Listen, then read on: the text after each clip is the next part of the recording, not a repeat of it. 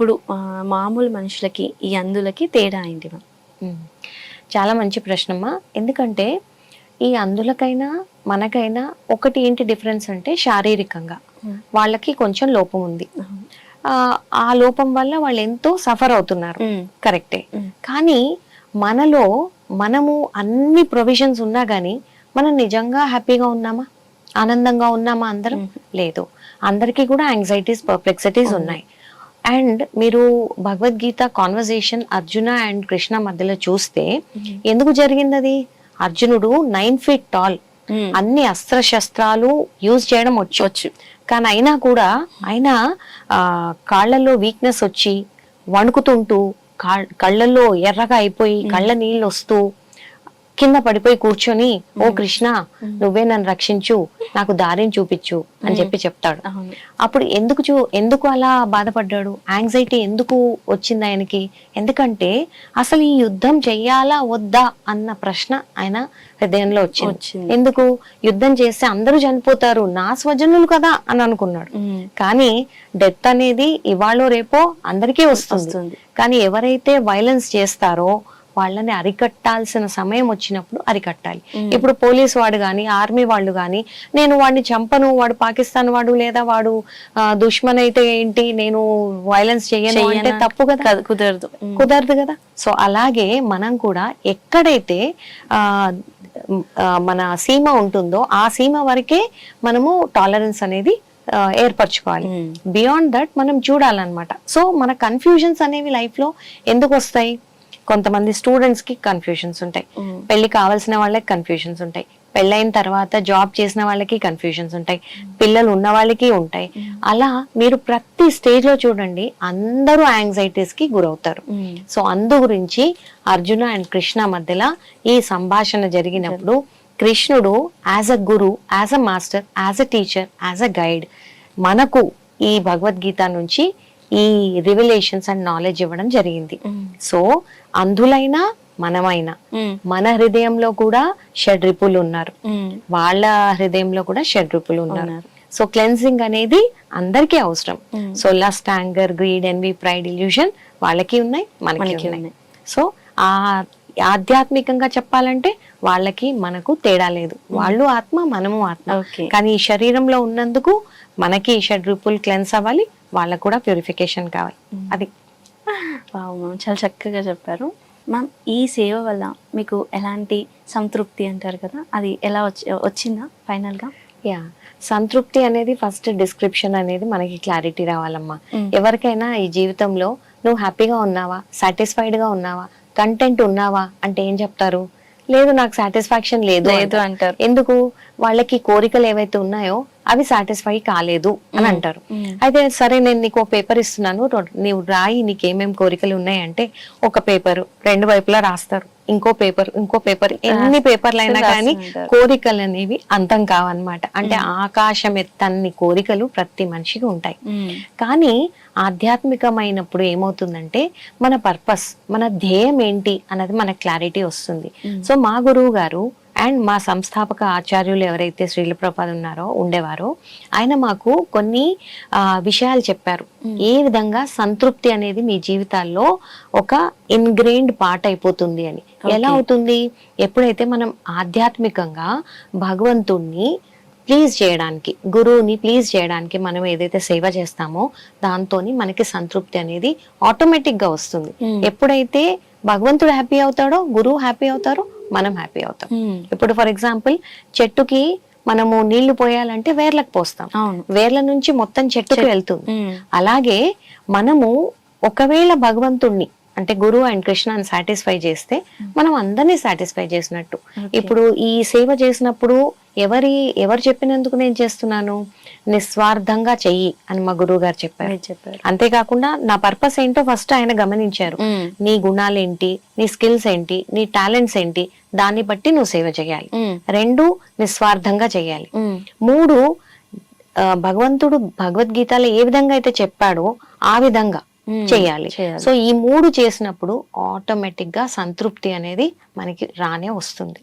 So even తో నేను చేసిన సేవల్లో డెఫినెట్లీ ఇంకా లోపాలు ఉండొచ్చు, కానీ అది భగవంతుడికి అర్పిస్తున్నందుకు తప్పకుండా అది సంతృప్తి అనేది మనకు వస్తుంది. అండ్ ఎస్పెషలీ ఆ పిల్లల జీవితాలలో మార్పు చూసినప్పుడు డెఫినెట్ గా వస్తుంది.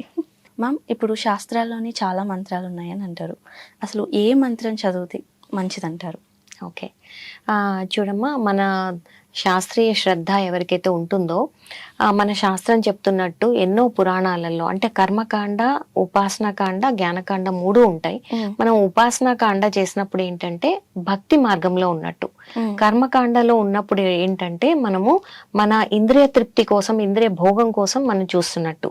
సో మన ఇంద్రియ భోగం కోసం చూస్తుంటే అంటే నాకు బాగా చదువుకోవాలి, నేను ఉట్టి శారీరకంగా బలంగా ఉండాలి, నాకు చక్కటి అబ్బాయి దొరకాలి, మంచి పిల్లలు కావాలి, నాకు ఒక పెద్ద ఇల్లు ఉండాలి, ఇలాంటివన్నీ ఏంటి? ఇంద్రియ భోగాలు. సో ఇంద్రియ తృప్తి కోసం మనం కావాలి అని అనుకుంటే కొన్ని మంత్రాలు ఉంటాయి, కొన్ని పూజలు ఉంటాయి, హోమాలు ఉంటాయి, అవి మనం చేయొచ్చు. కానీ అవిటికంటే మిన్న ఏంటి అంటే మనం భక్తి మార్గంలోకి వెళ్ళినప్పుడు ఆటోమేటిక్ గా మనకి ఏది కావాలి అనేది అవే వస్తాయి. మనం సెపరేట్ గా వాటి కోసం ఎండీవర్ చేయాల్సిన అవసరం లేదు. సో మరి భక్తి మార్గంలో అన్నిటికంటే బెస్ట్ మంత్ర ఏంటి అంటే శాస్త్రంలో చెప్పుంది, హరర్ నామ హరర్ నామ హరర్ నామ ఇవ కేవలం కలవ్ నాస్తేవ నాస్తేవ నాస్తేవ గతిరన్యథ. అంటే మీరు ఎన్ని శాస్త్రాలన్నా తిరిగేయండి, ఈ పర్టికులర్ కలియుగంలో ఈ హరినామం తప్ప ఇంకా వేరే ఏమీ లేదు. అండ్ కలి సంతరణ ఉపనిషత్తులో కూడా ఏం రాస్తుందంటే, ఇతి షోడశక నామ్నాం కలి కల్మషనాశనం నాతరో పరతరోపాయ సర్వ వేదేషు దృశ్యతే. ఎన్ని వేదాలు శాస్త్రాలన్నా తిరిగేయండి, ఇతి షోడశక నామ్నాం ఈ 16 వర్డ్స్ ఉన్న ఈ మంత్రం, హరే కృష్ణ కృష్ణ కృష్ణ హరే హరే, హరే రామ రామ రామ హరే హరే, ఈ మంత్రాన్ని మీరు జపించాలి. ఇది అన్నిటికంటే మోస్ట్ ఎఫెక్టివ్. ఈ మంత్రము కింగ్ ఆఫ్ ఆల్ మంత్రాస్, మహామంత్ర అని ఎందుకు అన్నారు? అన్ని మంత్రాలకు రాజు. సో ఈ మంత్రం చేస్తే మిగతా అన్ని మంత్రాల యొక్క ఉపయోగము ఇందులో ఉంది. అంటే ఫర్ ఎగ్జాంపుల్ మీరు పిహెచ్డి చేశారనుకోండి, ఎవరైనా వచ్చి మీరు ఎల్కేజీ చేశారమ్మా అని అడుగుతారా? లేదు. పిహెచ్డి చేశారంటే అంత స్టేజ్ నుంచి గ్రాడ్యుయేట్ అయ్యి పిహెచ్డి వరకు వచ్చారని అర్థం. సేమ్ వే మీరు మహామంత్రం చేస్తున్నారంటే మిగతా అన్ని మంత్రాల యొక్క బెనిఫిట్ ఈ ఒక్క మంత్రంలో ఉన్నట్టు. సో ఈ ఒక్క మంత్రం చేస్తే సరిపోతుంది. ఓకే మ్యామ్, అండ్ ఫైనల్ గా ఇప్పుడు ఈ అందుల కోసం పుస్తకాలు అంటూ రాశారని విన్నాను. అసలు ఏంటి మ్యామ్ ఆ పుస్తకాలు? యాక్చువల్లీ మనందరికి ఎన్నో లాంగ్వేజెస్ ఉన్నాయి, కానీ వీళ్ళకి స్పెషల్ గా ఒక స్క్రిప్ట్ ఉంటుంది, దాన్ని బ్రెయిల్ స్క్రిప్ట్ అంటారు. సో వాటిని ఏంటంటే టెన్సైల్ వేలో చదువుతారు, అంటే ముట్టుకొని స్పర్శించి చదువుతారు అనమాట. సో వాళ్ళకి బ్రెయిల్ లో భగవద్గీత అనేది ఒక చాలా కన్సైజ్ వేలో ఇచ్చారనమాట. ముందు ఎవరో రాశారు, కానీ ఎలాబరేట్ గా లేకుండింది. సో ఎలాబరేట్ శ్రీల ప్రభుపాదుల వారు ఏ విధంగా యథాతథము భగవద్గీత యాజ్ ఇట్ ఈస్ ఇచ్చారో, largest edition in the world మనం చేయడం జరిగింది. సో 1740 బ్రెయిల్ పేజెస్ లో అది లార్జెస్ట్ భగవద్గీత మనం వీళ్ళ కోసం చేయడం జరిగింది. ఇప్పుడు అన్ని బ్లైండ్ హోమ్స్ లో కూడా మెల్లిమెల్లిగా అవి చేరుతున్నాయి అన్నమాట. సో వాళ్ళకి ఎప్పుడైనా ఈ సంశయాలు వచ్చి, ఎందుకంటే అర్జునుడికి సంశయం వచ్చింది, మనందరికి సంశయాలు వచ్చినప్పుడు మనం భగవద్గీత తీసి చదువుతున్నాం, నేర్చుకుంటున్నాం, అండ్ ఎంతో మంది టీచర్స్ ఉన్నారు, వాళ్ళ దగ్గర వెళ్ళి నేర్చుకుంటున్నాం. కానీ ఈ పిల్లల కోసం, ఈ అడల్ట్ బ్లైండ్స్ కూడా ఉంటారు కనుక వాళ్ళందరి కోసం ఈ భగవద్గీత, అంతేకాకుండా కొన్ని story books like Jagannadh pass times అని కథలు, Gopala the protector of cows అని, అండ్ వైష్ణవ సాంగ్ బుక్ అని, వైష్ణవ భజన్స్ అన్ని కూడా ఉన్నాయన్నమాట. ఇలాంటి పుస్తకాలు వాళ్ళ కోసం చేయడం జరిగిందమ్మా. Super ma'am. అండ్ చాలా చాలా బాగా అనిపించింది. లైక్ నార్మల్ పీపుల్స్కి భగవద్గీత గురించి చెప్పడం అన్నది ఇప్పటి వరకు చూసాము. కొత్త సబ్జెక్ట్ ఏంటంటే అందులకు వాళ్ళకి నేర్పించడం, మళ్ళీ వాళ్ళ కోసం బుక్స్ అన్నవి తయారు చేసి వాళ్ళకి అడల్ట్స్ ఎవరైతే పెద్దవాళ్ళు ఉంటారో వాళ్ళకి ఇవ్వడం అనేది మామూలు విషయం కాదు. నార్మల్ మనుషులకైతే మనం ఇలా చెప్పేస్తాం, కానీ వాళ్ళకి చెప్పడం అంటే ఫస్ట్ వాళ్ళని మనం అర్థం చేసుకొని వాళ్ళకి అర్థమయ్యేలాగా చెప్పడం. లైక్ వాళ్ళ మైండ్ని మొత్తం ఎలా చేసుకోవాలి, వాళ్ళ బాధలన్నీ ఎలా పోగొట్టాలి, నెగిటివ్ మొత్తం తీసి పాజిటివ్ని ఎలా ఆధ్యాత్మిక వేలో ఎలా వెళ్ళాలని మీరు ఇచ్చే శిక్షణ చాలా బాగా అనిపించింది నాకైతే. మా వ్యూయర్స్ కూడా ఖచ్చితంగా నచ్చుతుంది. Thank you so much ma'am. ఒక్కటమ్మా, పాజిటివ్ నెగటివ్ కంటే హయ్యర్ ఏంటి అంటే డివైన్, ట్రాన్సెండెంటల్. అండ్ శ్రీల ప్రభుపాదుల వారు ఏం చెప్తారంటే పాజిటివ్ అండ్ నెగటివ్ ఎటువంటివి అంటే ఒక పెండ ఉందనుకోండి, dry stool and wet stool, okay, రెండు స్టూలే. కానీ డివైన్ ఏంటి అంటే it is like connecting with the supreme lord. Okay. So ఈ పిల్లలకి ఇదంతా చెప్పే శక్తి గానీ ఇదంతా ఇలా జరుగుతుంది అంటే గురు అండ్ కృష్ణ కృప వల్ల జరుగుతుందమ్మా. I am very grateful to them. Thank you so much ma'am. Hare Krishna.